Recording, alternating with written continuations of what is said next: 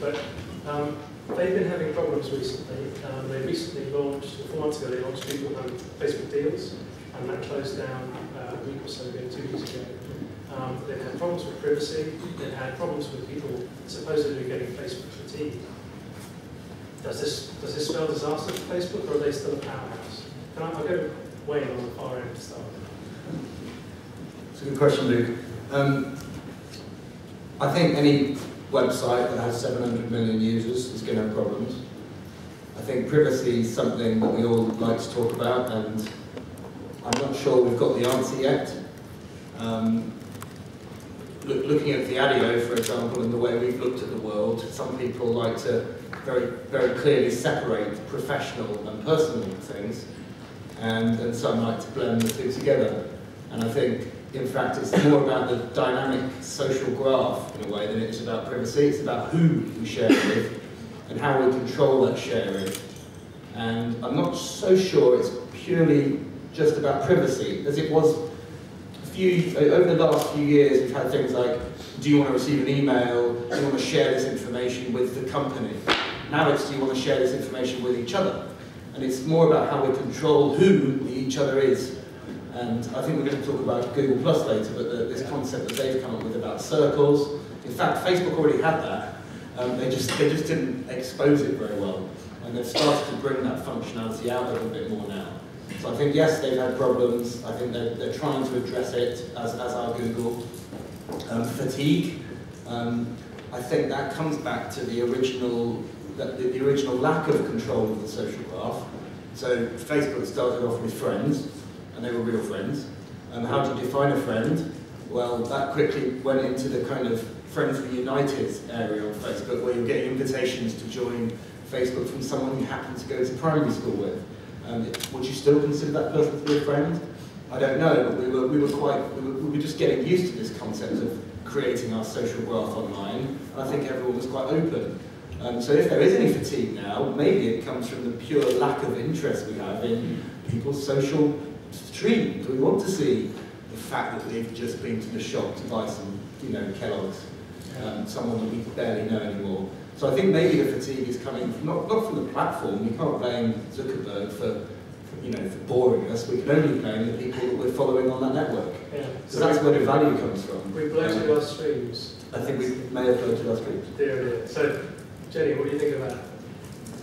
Apart from the fact that I love that phrase, bloated our streams, I don't think I've ever heard anything quite so gross sounding. But what do I think? I think that we're absolutely right about saying that it's almost like a learning curve. So we haven't been doing, or so many of us haven't been doing this with such complexity for very long.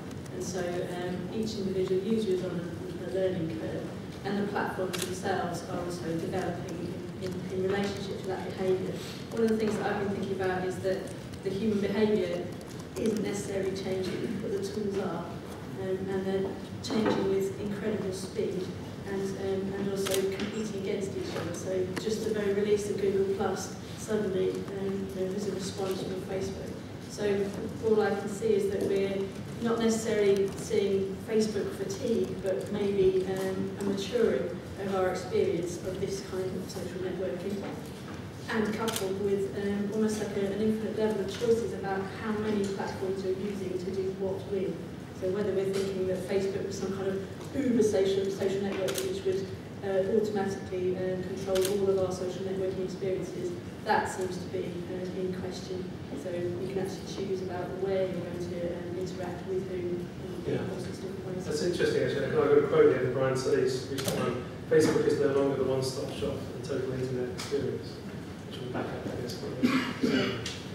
Okay, Neville, your thoughts on this one? I'll probably sound like all of the above, but I think, as my two colleagues have just noted, in my mind, these places online are evolving. There is a thing called fatigue. It's probably user fatigue. I'm suffering from it a little bit myself, I must admit. I think about Facebook and some of the other places. I tend to try out lots of places and always settle on one or two of these. But I hear this a lot from people, particularly in organisations. The need to find somewhere you're comfortable with, and with all these offers, the features, bells and whistles. It's increasingly difficult. So I could see this evolution moving more into providing something that people perceive as genuine value for them. But is it going to be Facebook? Is it going to be Google+? Is it going to be something else? I don't think anyone has an idea. It could be all of the above. I don't believe there's one single place that will meet everyone's needs, whether it's personal or business. There is a blurring of dividing lines between personal and business. To many people, to others, they want to keep it totally separate, which I think is very difficult to do nowadays if you're online. But it is all evolving, and it's not clear what the next stage of the evolution is. There's lots of people with opinions, and in fact you can find 10 people with 10 different opinions. I found it interesting the resurgence of MySpace recently, might have a new lease of life as a niche network, which is what it really was originally. I think about Friendster, which relaunched itself in Southeast Asia recently, and that was the original social network way back in those early days at the beginning of the century. So look at those. They were, kind of died a death, and yet they are there. They're viable according to the new owners. And are they going to be niches? Possibly. So what does that mean for Facebook and Google+? Well, I don't know. I use Google+. I find it a more pleasant place than Facebook. That's just me. Of all my friends I know, I'm the only one who thinks that. Have you switched to, have you switched no. or have you kept your presence? I'm in loads of places. I'm very promiscuous online, Luke. I mean, I try places. So if you look at my Google profile, there's about 40 places where I am. Yeah. Well, that's just ridiculous, frankly. But I tend to experiment. But the place I frequent more than any other, and that's been consistent for 4 years, is Twitter. That's my social network. Okay. Charles, what are your thoughts on this? I think that, Facebook is the really big one. The trouble is that generally the internet rewards niches. It rewards places where you can get particular sorts of information.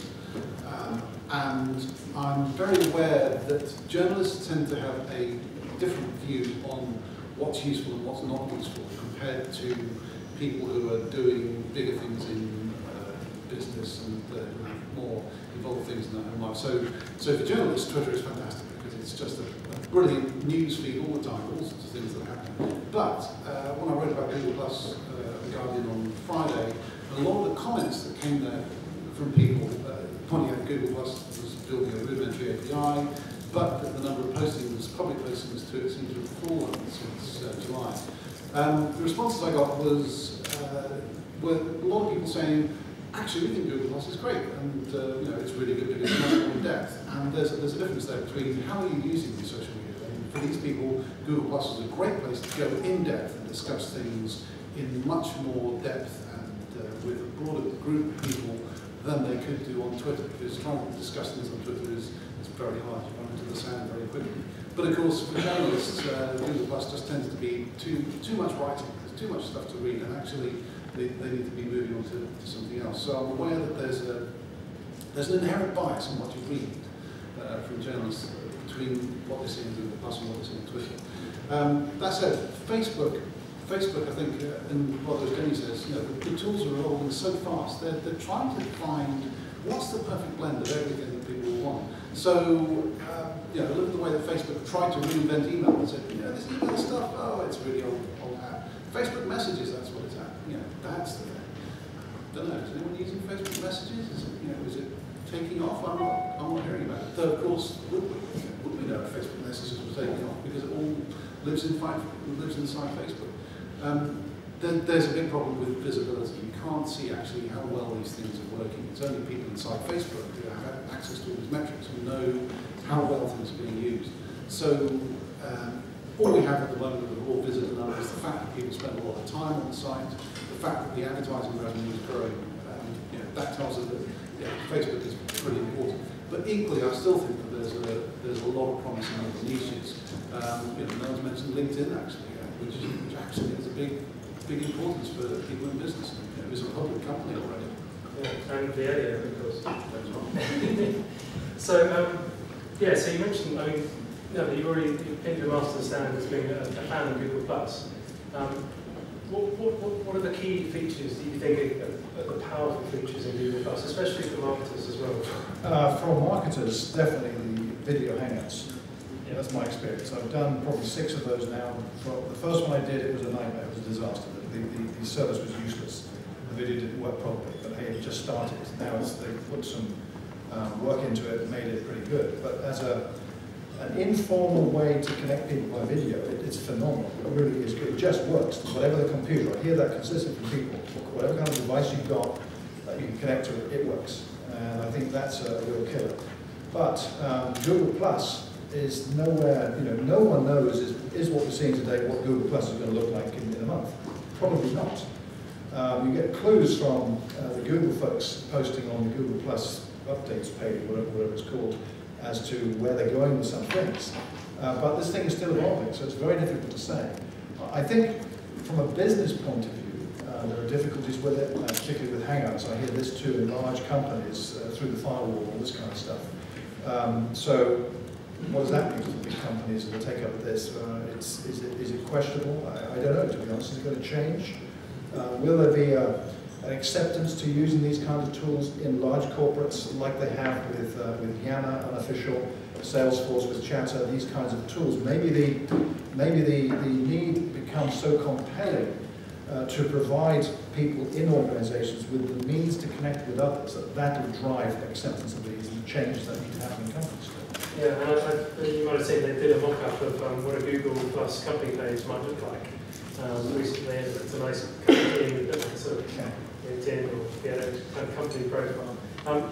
Moving to that way, I mean, Google Plus as a business tool looks like it might be, kind of useful and effective. Do you guys at the end see that as a competitor, or do you see yourselves in a different space? I think it's hard to say what's going to happen in years to come and what we're all doing. It's moving so fast. I think people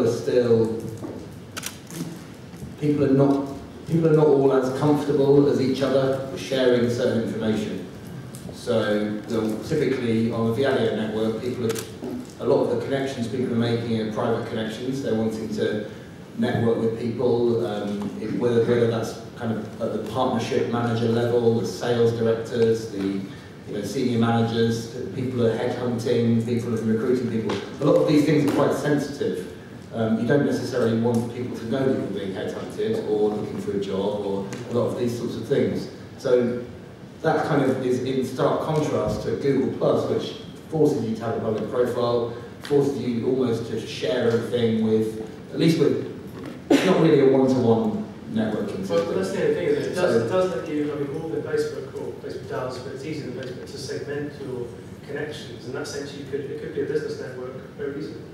Yeah, I think, it's really, when you start looking at the niches that Neville mentioned earlier, I use Google Plus not primarily for work at the moment, but more for my interests, the groups, the things I'm interested in. So photography and global photographers is something that really took off really fast. If you look at Robert Scoble's profile on Google Plus, he lists about 130 really fantastic photographers that are using Google Plus. And they've just jumped on it. It's a beautiful tool for sharing photography, just much, much better than Facebook. It's a nice, natural place for people to comment on these high-quality photographs. And you can learn a lot as an amateur photographer from doing that. And I think there will be many kind of professional areas where people across the world can talk about their particular area of business, for sure. And that's quite natural. It happens on Twitter. What tends to happen, though, is when you look back over the last 10 years, in fact, let's go right the way back. TV's going to kill radio, internet's going to kill TV, everyone's crying and upset in publishing, and then actually what happens is that all the things merge together in some complementary form factor. And when Twitter launched its API, there was lots of innovation around it. Facebook launched its API, that didn't kill off MySpace. The internet grows and it plugs into each other and it's all interconnected. And I'm really excited for Google Plus to launch their API because no doubt we'll integrate with it at Viadio, and so will LinkedIn, so will other platforms, and this new thing will evolve. Yeah. So I don't think we're particularly afraid of these things. I think we're excited about them. Yeah. Okay. So you've all mentioned Twitter there, sort of by the by, but I mean Twitter itself, to my mind, started out to be really, really useful. But the more you use it, the more popular you get, the more people you follow it, the less useful it becomes unless you other tools around it to filter things out, and you ignore the spam and that kind of stuff.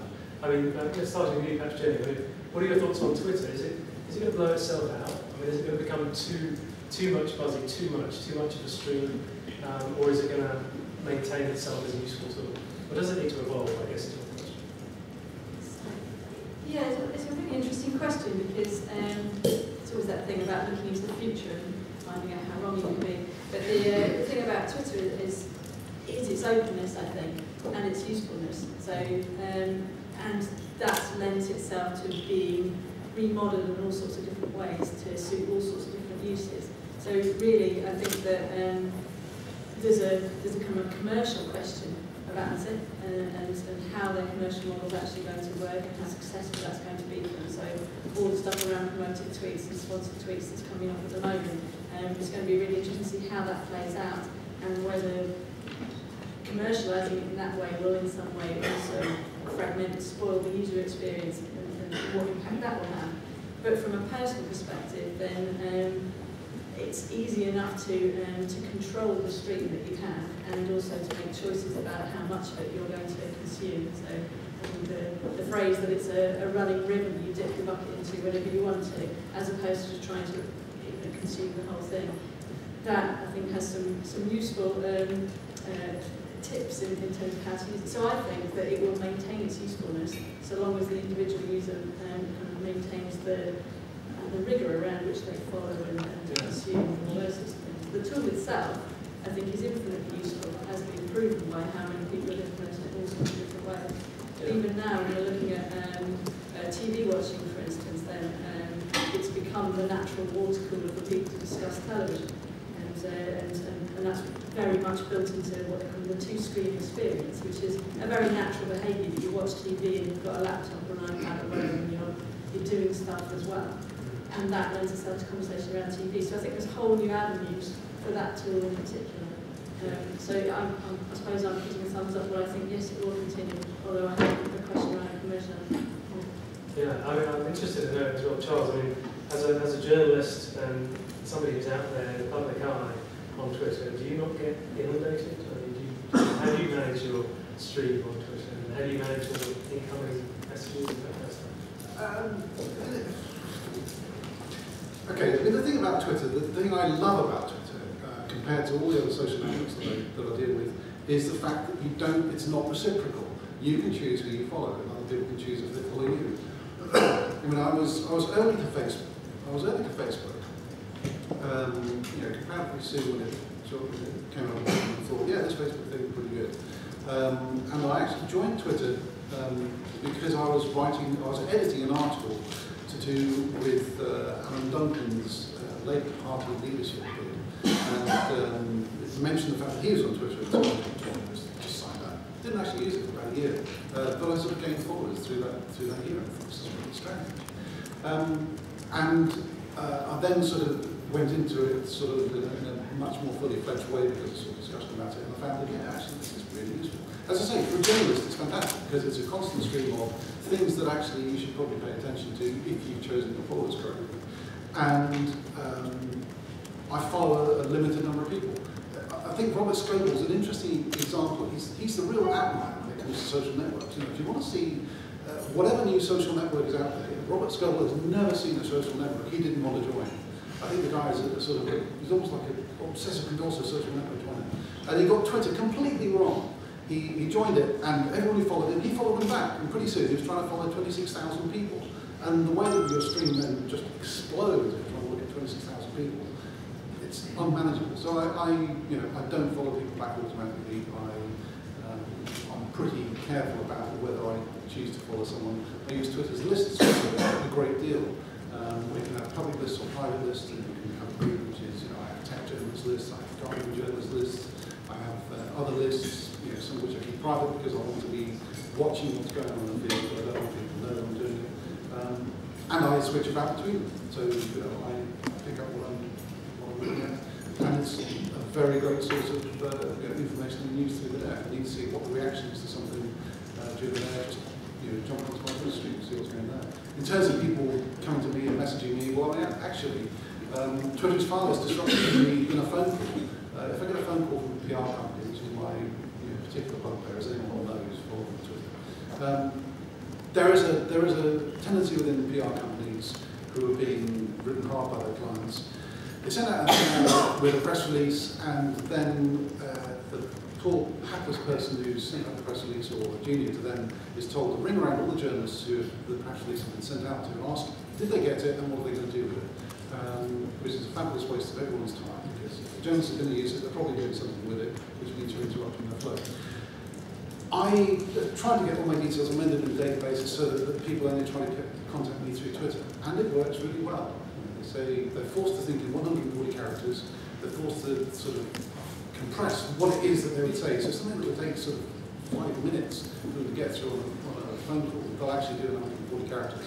And I can come to it when I like. Twitter is asynchronous, not like a phone call, which has to be synchronous. You have to both be on the phone at the time. So yeah, for me, Twitter is really useful. I think the commercial model, I'm not troubled by sponsored tweets, I'm not troubled by promoted tweets, because one way or another I'll back them out. The only thing I do wonder about a little bit is that once you start being driven by your advertisers rather than by your users, something changes in the complexion of the business. And I think it would be interesting if Twitter has these 100 million users. And I just wonder what would the difference be if some of those users were paying and some of the users were people who are using it in a free version, if they have a freemium model for the system. It's just that, like I say, once something comes between Twitter and the user, something changes about the relationship. Once the advertiser becomes the person who you have to keep happy in order to keep your revenues going, the characteristic of the company changes. We've seen it, I've been examining Microsoft and Apple and Google for a book I'm writing, and it's really interesting how Apple always tries to drive out the middleman. They always try and get straight to the user. That's part of why they open all the retail stores. Microsoft has a big problem, which is that often it has someone in the middle. And Google, again, has tried as far as it can to make the users the centre of it, but it's always got to think about advertisers, and the conflict between those is one of the reasons why Android is a less good experience in some ways than the iOS system on the iPhone. So I just have a kind of little query about that. Interesting. So we've kind of touched on the networks, the leading networks. What about the new emerging networks that there are? I mean, I say new emerging, some have been around for a while. Things like Foursquare that sort of disappeared a little bit, and then came back again with a vengeance. We've got the new, as I mentioned, the photo sharing networks, Instagram, those kind of networks. Are they always going to be niche networks, or are any of those networks going to become so popular that we just have to all be on them and marketers have to be thinking about them? Which ones do you see sort of leading that way, perhaps together? Well, that's actually an interesting question, Luke. I think will it become popular? What is the drive of popularity? Is it all your friends suddenly go there? Is it the functionality of it? Is it what it lets you do? Probably all of those things. And yet, the examples you mentioned, and there must be, I'm thinking of actually one of Brian Solis's graphics he did recently, the Conversation Prism, that had around 70 niche networks described or mentioned on that. And there's got to be at least double that number around now. Will it become popular? It's hard to say. I mean, Instagram hasn't yet, but it's still evolving. I see. It's claiming it's got 7 million users. Right. Posterous, the website, I've been using that for quite a while, is evolving itself into a social network, they say. That lessens its appeal from my point of view. I like using that to publish certain types of content, which is what I do, via a little widget that sits in the browser when you're on a web page. It's automatically published. It's terrific. So now they want it to be a social network. Okay, and that will appeal to quite a few people, I'm sure. So it could be that we will continue to have all these different places that appeal to different people. And if they're viable economically, if someone's running them from a profit-making point of view to make money, then there'll be a market for them, I would say. Yeah. Jenny, your thoughts on that? Yeah, that's another interesting question. I think that in terms of saying the names of those networks, when you said Instagram, that's the one where I thought, oh yeah, actually, that's the one that I love at the moment. But it's the at the moment part that's probably interesting, because I think the internet's a place of massive and constant invention, And so there will always be new tools and new things. The thing that appeals to me about Instagram is its very nicheness. So it's a lovely place to find lovely photographs. And it makes your photos that you take look lovely because it's got set filters in it. Really bright, right? Yes, although I'm not sure about Android. No, it's not Android. No, I don't know. Okay, so that's a wonderful thing, but I don't know how long I'm going to stay interested and entertained by it. It's full of some people that I know, and I follow other people because I like their photos. But that's about it. In terms of the sort of things like preposterous, again, that feels like something that they're trying to tack on, networking around something which is genuinely useful around that kind of sharing of content.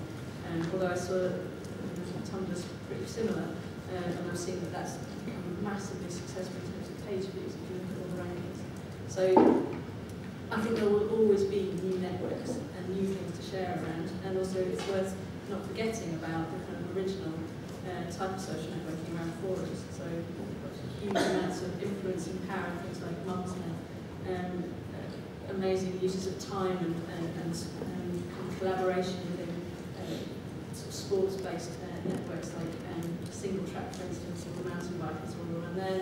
And you see that people congregate around an activity that they love or an asset that they love, but then also start to expand out to different kinds of relationships. So some of the off-topic forums within Single Track, for instance, are where men of a certain interest group can get together and actually end up talking about their relationships and all sorts of different things.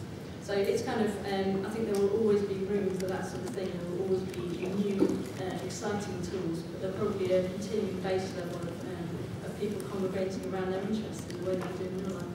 So I mean, from what you're sort of saying, to me it feels like there are going to be these emerging networks. We don't know which ones are going to be the successful ones, but some of them are really good and they're going to be popular. So does it come down to the user and how we sort of manage our interactions with those? So I'm thinking about sort of syndication, aggregation, automation, those kind of the tools that enable you to do that. Are they going to be the key for the future of social networking? So I know we've got Shoutlet here. We've got Marketly Suite, we'll be speaking a bit later as well. Two apps that actually feed off at the moment on LinkedIn, Facebook, Twitter. And as APIs emerge, as Google Plus emerge, we brought those out, they'll be adding that. So do those become our sort of social hubs rather than the networks themselves? Wayne, your thoughts on that, because you have an API, don't you? We do. Wow, I was just thinking so much during that little topic there. So you go and come back. I think, no, I'm just going back to, I'm a geek. I was a software engineering grad 10, 12 years ago. And in fact, it's like the technology is just catching up with people. I think there's some weird thing that this is all new.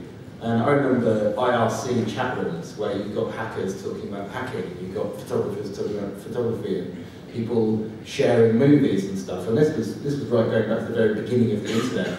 And I think these niche networks are springing up because they're providing a new technology which is user-centric, giving the user something that they can now do to make them be able to share information in a more effective, more exciting, more innovative way. Instagram has just come along, and suddenly everyone can take beautiful photographs like a photographer. I'm sure if you printed them out in high res, they'd look terrible, but they do the trick. Their platform, they work on the platform that they're designed for, that it's very rapid, you can have a little conversation around your photographs.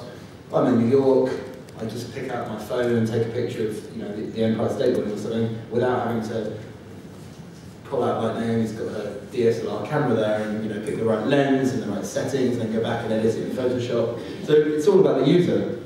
What happens when we have even better technology, even better phones, video, we start to share video, we start to share our thoughts. I'm just thinking that the technology is still catching up to what we want to do. And it's not really until we see these kind of tech startups that are around creating this content sharing stuff that we can't even imagine what it is yet.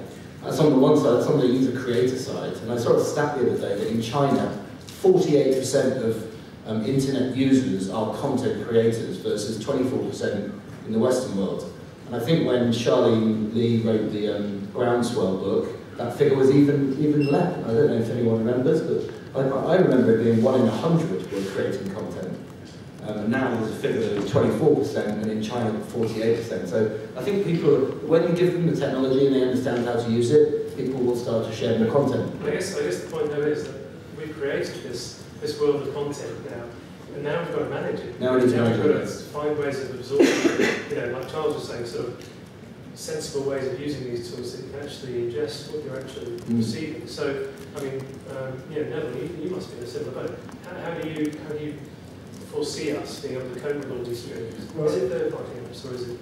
Well, you mentioned the word a while ago, filters, which I think the challenge is for individuals who are exposed to all this content.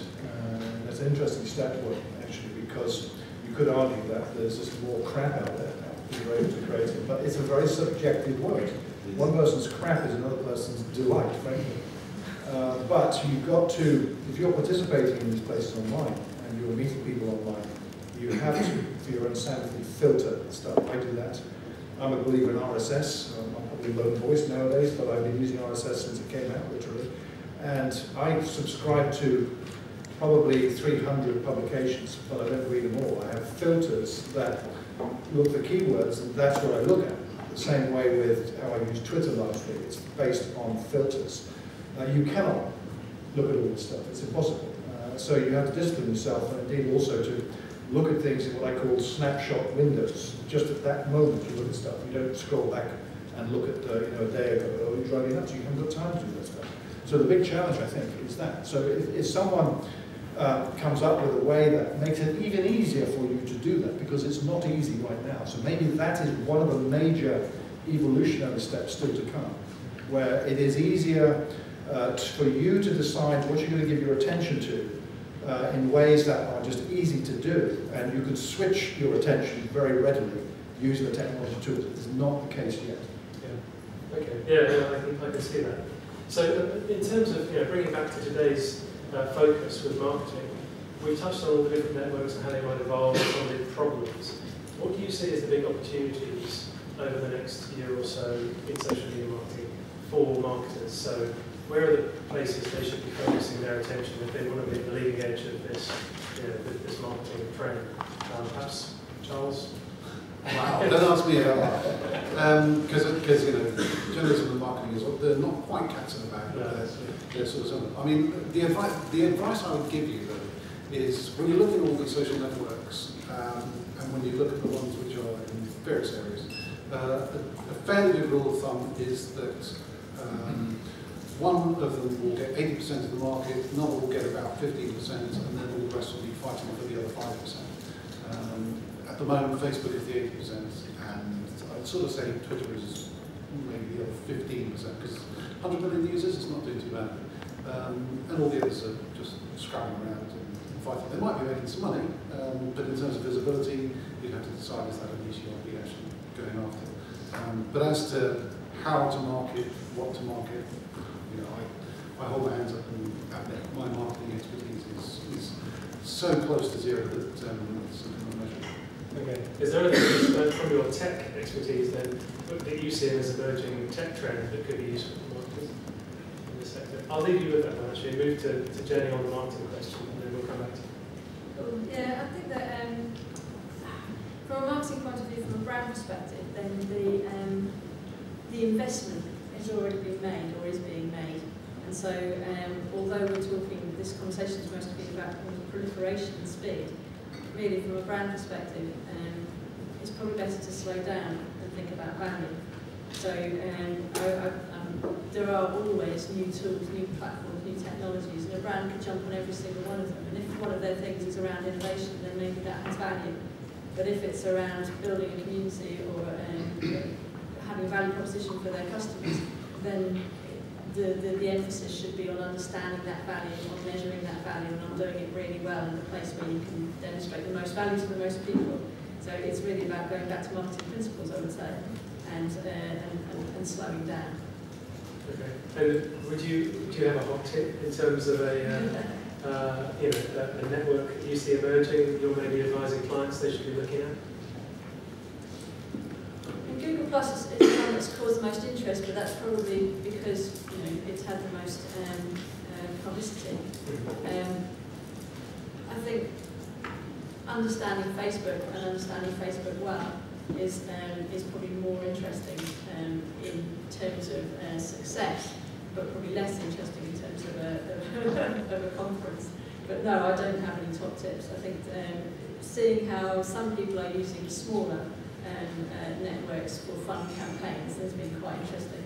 So looking at tie-ins between, I think O2 did something with, no, not O2, I remember it was the launch of Cowboys and Aliens, but they used Hipstamatic and had a special sort of brand package for Hipstamatic, but it's very small and kind of fun, probably less valuable. So no, I don't have the big top tip, I'm afraid. I keep wondering what the reaction is going to be when Google Plus starts adding adverts or some sort of monetization system. I'm very intrigued by that. Do you think they will? I mean, doesn't Google just create its advertising revenue and spend all its money on other fun stuff?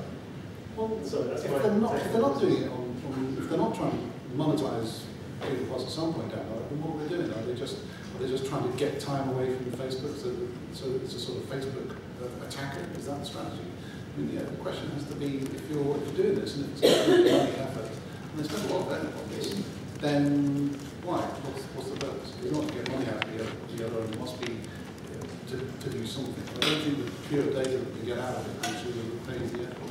Google as a whole has always been a big fat pipe for spraying advertising to people. So if you have more time and more people spending more time with Google, then you get more opportunities for them to be served paid advertising. So yes, but that's what we do is put on Google Plus. Yes, exactly. So it's kind of having Google Plus gives you more opportunities for good advertising. Sure, but that's where I wonder what the reaction. Yeah, sorry, the reaction of the users of Google Plus. Yeah. I think it depends on how they do it. And they have a checklist, I think, in how they do stuff like that. But Facebook isn't too brilliant either. So I mean, to me, it's like they're trying to figure it out too. What works best? You hear, notably in the US, a lot about the resistance to Google Ads and all the tricks that Google do. And I use the word tricks in the positive sense. The clever ways they have of doing that aspect of their business. Google Plus currently doesn't have any of that. It's still evolving. I agree with you, Charles, actually, that it will be very interesting to see what reaction is. But I do believe it is dependent on how they roll it out. And I don't think I think they are cognizant of that very clearly too. We'll see.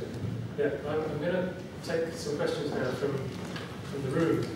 So if anybody's got a question, in the meantime, I would say, Charles, if you thought of a tech innovation that you might spring on us. Tech innovation? No, I mean, the only trend I would point to is just the general way in which smartphones are becoming the prevalent way in which people access the internet. They outsell PCs, a quarter by a substantial amount now, and that's just growing and growing. Data services are taking off all the time. Smartphones are becoming the way that people access the internet in China. They're going to be the way that people access it in Africa in a few years. PCs just can't match them in terms of battery life, in terms of portability, in terms of accessibility. Though I always get snarky comments when I write about something like this. The fact still is that they just have huge convenience. So the question of how does the marketing message look when you look at it on a 12-inch screen or a 15-inch screen? The question is, how does it look on this screen?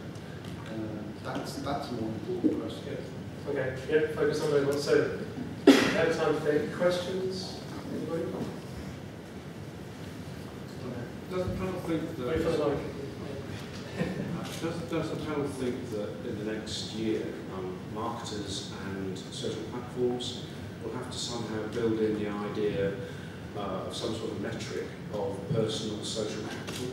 I.e., put more simply, will they start paying people who open their social network nodes up to marketing and branding? When you say people, do you mean the social networks or the actual users? The users. The users doesn't have agree firstly that the users have some form of social capital that needs to have a monetary value. It should. That's self-evident, isn't it? That using a social network, you must have social capital invested. So do you then apply a financial metric to that? And if so, how would that happen?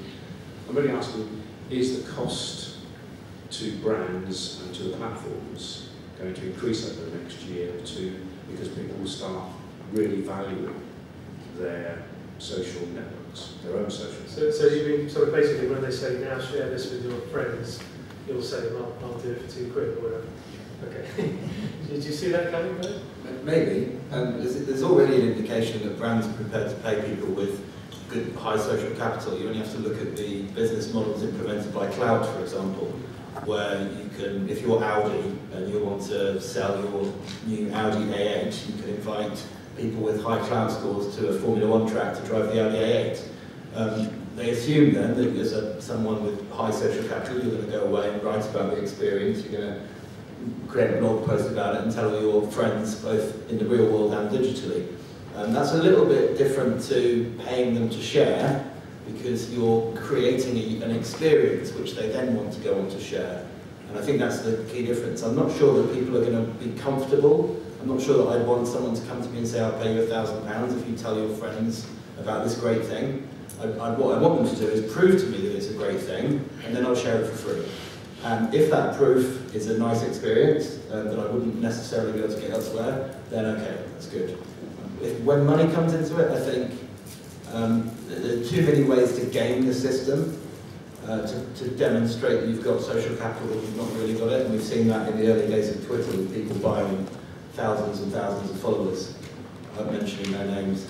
And I'm not sure that that's going to work. You know, the brands are not going to want to risk the money on people doing that. And general people are not going to want to risk that suddenly their friends' advice is being tainted by the purse strings of the marketers. So I think we have to be careful about that. I think that, just to add a comment to that, I mean, it's an interesting question, and it's not new. Something like that has been going on for a while in the States, notably with blogs from way back. IZEA is a company that springs to mind, pay-per-click, pay-per-post, all that stuff. The issue that arose, which would still be applied here, I think, is disclosure.